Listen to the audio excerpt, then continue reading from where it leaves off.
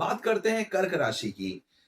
कर्क राशि के प्रथम भाव में सूर्य उपस्थित हैं और 11वें भाव में मंगल उपस्थित हैं। जुलाई 2026 के महीने में मंगल जो कि बहुत ज्यादा लाभ अपने गोचर के दौरान नहीं देते हैं, लेकिन कर्क राशि को इस समय काफी लाभ देते हुए दिखाई दे रहे हैं, क्योंकि लाभ स्थान पे जब कर्क राशि के जातकों के जीवन में जाते हैं तो मंगल अपना लाभ ही लाभ देना शुरू कर देते हैं। सबसे पहले बात करते हैं कि व्यापार में आकस्मिक लाभ आप लोगों को होता दिख रहा है। आकस्मिक मतलब अचानक व्यापार में लाभ, बिजनेस में बेनिफिट होता हुआ आप लोगों को दिखाई दे रहा है। करियर में आप लोगों को अनेकों तरह से सफलता मिलती हुई दिखाई दे रही है। यह मंगल का गोचर कह रहा है। सामाजिक प्रतिष्ठा जो है आपकी बढ़ती हुई दिखाई दे रही है। हो सकता है अभी तक आप लोगों ने अपने जीवन में बहुत संघर्ष किया हो, अपने प्रोफेशन में बहुत संघर्ष किया हो, लेकिन मंगल का यह गोचर अब समय आ गया है कि आप लोगों को प्रोफेशन में प्रमोशन दिलाने दिलाने के योग्य बना रहे हैं। आप लोगों को ऐसा योग बनता हुआ दिखाई दे रहा है कि आप लोगों को अपने जीवन में, अपने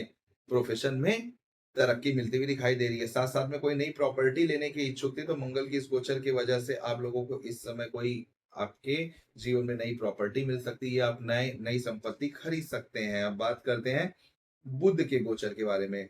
बुध का गोचर आपके 12वें भाव में हो रहा है, बुध की अपनी राशि में। लेकिन 12वें भाव में बुध थोड़ा सा डेबिलिटेड माने जाते हैं, नीच के माने जाते हैं।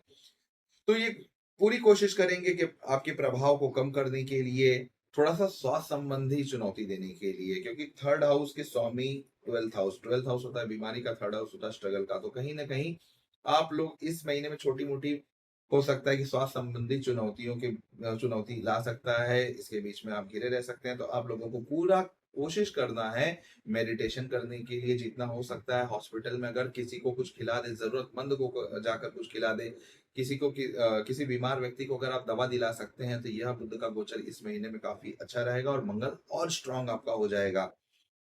अगर कोई यात्रा कर रहे हैं, कोई लंबी दूरी की या शॉर्ट टर्म यात्रा कर रहे हैं, थर्ड हाउस होता है शॉर्ट टर्म यात्रा का। अगर कोई शॉर्ट टर्म यात्रा या कोई भी यात्रा कर रहे हैं, तो आप लोगों को थोड़ा-सा संभल कर यात्रा करना चाहिए, क्योंकि यहाँ पे खर्च आपका बढ़ता हुआ दिखाई दे रहा है। अनावश्यक खर्च, पता चला आप आज यात्रा करके कहीं शॉर्ट ट्रैवल करके जा रहे हैं, लेकिन वहां जाने के बाद आपका काम आज नहीं अगले महीने बनेगा। तो यह आप लोग पूरा कंफर्म करने के बाद ही डिसीजन लीजिएगा कि आप लोगों को यात्रा करना है कि नहीं करना है। इसके साथ साथ जैसा मैंने कहा, जितना हो सकता है आप लोगों को बुध के गोचर के लिए योगा ज़रूर करना चाहिए। जितना हो सके अनुलोम-विलोम कर सकते हैं और फिर अलग-अलग टाइप की योगा जो आप पसंद करते हैं, उसे जितना करेंगे उतना आप लोगों के लिए अच्छा होगा।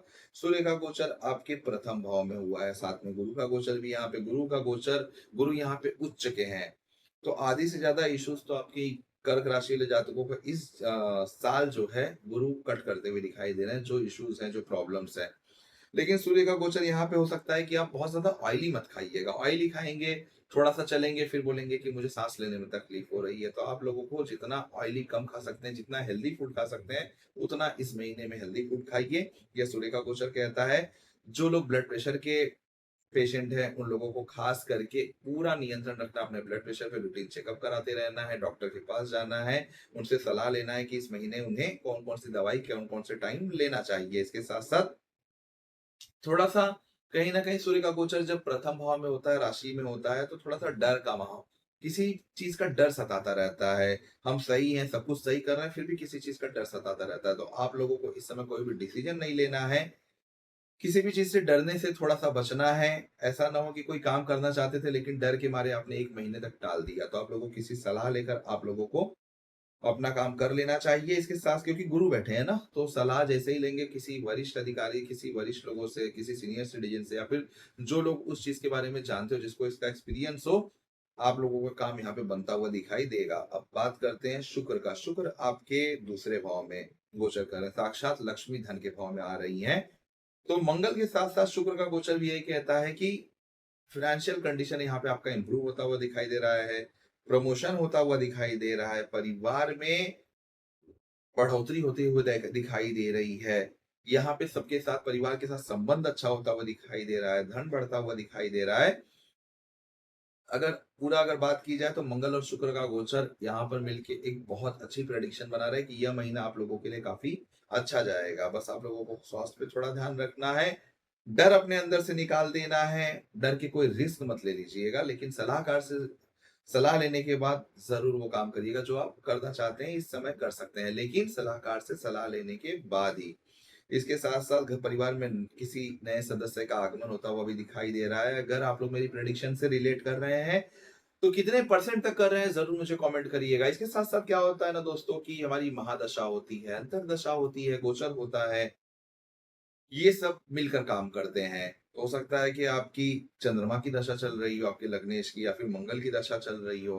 मंगल की दशा चल रही है तो कर्क राशि वाले जातक इस समय बहुत लाभ उठा रहे हैं। गुरु की दशा चल रही है तो भाग्य में अचानक से वृद्धि होनी शुरू हो गई है। जून के महीने से चंद्रमा की दशा चल रही है तो बहुत ज़्यादा ट्रैवल कर रहे हैं। वहीं पे हो सकता है कि शनि की दशा चल रही है तो बोलेंगे कि पंडित जी बोल तो रहे हैं लेकिन पूरी तरीके से रिलेट नहीं कर रहा हूँ। तो महादशा और अंतर्दशा काम करती है। किसी भी समस्या को अगर आप फेस कर रहे हैं, कोई भी प्रॉब्लम फेस कर रहे हैं, कोई कुछ प्रेडिक्शन मुझसे पूछना चाहते हैं, तो आपकी जो बर्थ डिटेल है, जो स्क्रीन पे मेरा नंबर दिखाई दे रहा है या फिर डिस्क्रिप्शन में नंबर या ईमेल आईडी है, मुझे व्हाट्सएप करिए, ईमेल करिए, कॉल करिए। अपनी समस्या के साथ मैं कोशिश करूँगा कि आप लोगों को आपकी समस्या से बाहर निकालने के लिए, उसका समाधान बताने के लिए। इसके साथ-साथ क्या होता है ना कि हमारे घर का वास्तु होता है, जहाँ पे हम रह रहे होते हैं, कभी-कभी जैसे कि अब यहाँ पे गुरु आपके ईस्ट डायरेक्शन में बैठे हुए हैं 1 साल के लिए। ईस्ट डायरेक्शन में अब आपने बुध का कोई आर्टिकल रख दिया है, तो गुरु यहाँ पे पूरी तरीके से फल नहीं देंगे, या फिर ईस्ट एंड साउथ वेस्ट में अगर आपने कोई ऐसा वास्तु दोष क्रिएट कर दिया है, या फिर शनि का कोई आर्टिकल आपने अपने घर के नॉर्थ डायरेक्शन में रख दिया है, तो गुरु ईस्ट डायरेक्शन में बैठ के उच्च के हैं, आपकी दशा भी गुरु की चल रही, लेकिन आपको भाग्य का पूरा सहारा नहीं मिल रहा है, इसलिए वास्तु दोष हटाना ज़रूरी होता है। वास्तु दोष हटाने के लिए मुझे कॉल करें, अपनी जो भी प्रॉब्लम्स है मुझे मेरे साथ शेयर करें, व्हाट्सएप करें। मैं कोशिश करूँगा कि आपके घर का वास्तु भी आप लोगों को बता सकूँ, उसमें सहायता कर सकूँ और आपकी कुंडली पे भी आप लोगों को पूरा विश्लेषण दे सकूँ। आशा करता हूँ कि जुलाई 2026 का महीना आप लोगों के लिए बहुत शुभ साबित हो।